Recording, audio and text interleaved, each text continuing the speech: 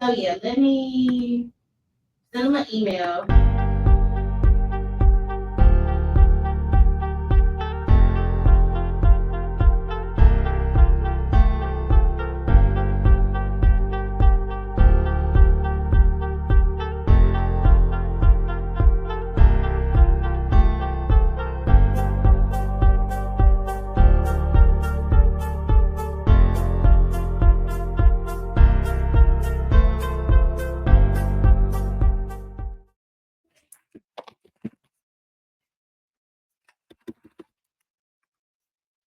Good afternoon, good afternoon, good afternoon. It's Tuesday, which means it is time to talk to me.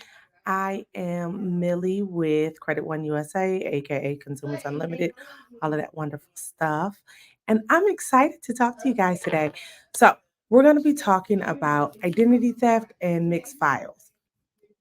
First things first is knowing the difference between identity theft and a mixed file. So, best story ever.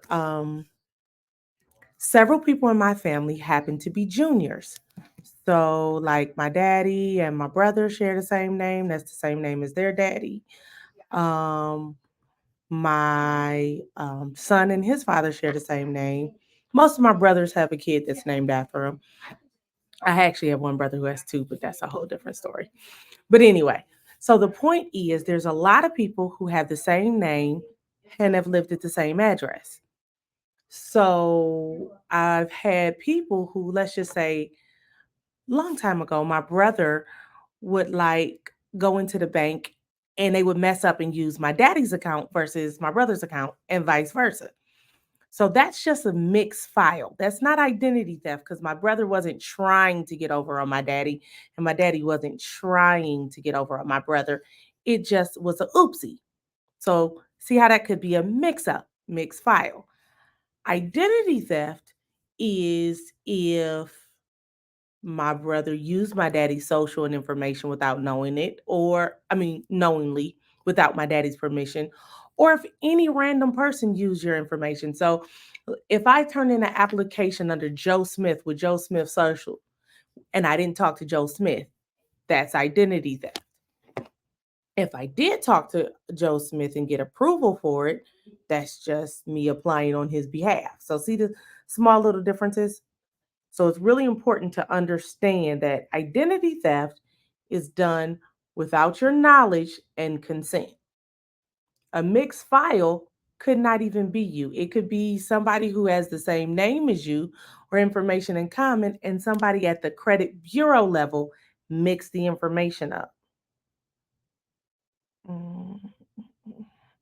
So that's first things first is to know the difference between identity theft and mixed files. Now, the problem is when you notice something on your credit report that doesn't belong to you, you don't know if it's identity theft or if it's a mixed file.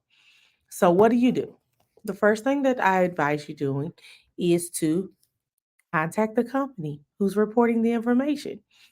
Um, hey, Bank Independent, I don't have a credit card with you. This isn't my account. And give Bank Independent a chance to resolve the issue. Well, we have you down as Millie Scott and you live at 123 Main Street, and like, no, I live at 641 East Street. See, simple little problem. We can get it resolved. So that's the first thing. The second thing that you do, if Bank Independent won't take care of it, then we may have to file a report. You can file a police report or you can file a report with the Federal Trade Commission. If you file a report with the Federal Trade Commission, you just go to identitytheft.gov and fill out the information there when you knew about it and all of that. And then you take that and you submit it as a dispute to the credit bureaus along with a copy of your identification documents. So that's the second way to report it. Or you go down to your police precinct. Depending on how they do, I normally tell you to call the non-emergency number first, and they'll tell you their process for accepting a report. Don't use the little card that they give you. You have to wait till you can get a copy of the actual report. When you get a copy of the actual report, you then use that report and file it with the credit bureaus, and you can do the report with the company that's reporting the information. So, step one, company. Step two, Federal Trade Commission or police. Step three, freeze your credit reports. Because if you're a victim of identity theft, you don't want to be more of a victim of identity theft. And because we don't know if it's identity theft or if it's a mixed file, because it takes about 30 to 45 days to do an investigation, you don't want your information out there for another 45 days.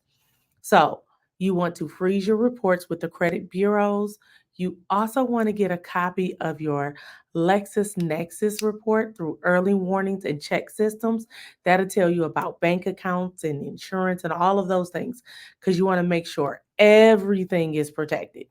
So freeze all of your reports. And then, if you think it may be identity theft, I advise changing up your credit card numbers, changing up your bank account numbers if you like lost your credit card or something like that. Change up your information so that if they had access to you, they don't have access to that information anymore. So, really simply put, identity theft and mixed files look exactly the same. You don't know until they come back with information. Follow it up with filing a complaint. You have two options. You can do it through identitytheft.gov with the Federal Trade Commission, or you can pursue it with your local police department. Contact the companies, let them know it's not you. Freeze your credit reports and your specialty reports to make sure everything is covered, and change your information. If you have questions about things that you can do for identity theft or if you need assistance with recovering from it, give us a call. You can reach us by phone at 855-273-3663. You can visit us online at www.creditoneUSA.com. You can inbox us directly and we'll respond. We'll assist with identity theft, mixed files, and other credit related inquiries and information. Um, I don't see any questions, so I'm gonna go ahead and jump off of here and say, guys, have a wonderful, terrific Tuesday, and I'll see y'all next week for next week's edition of Talk to Me Tuesday. Bye.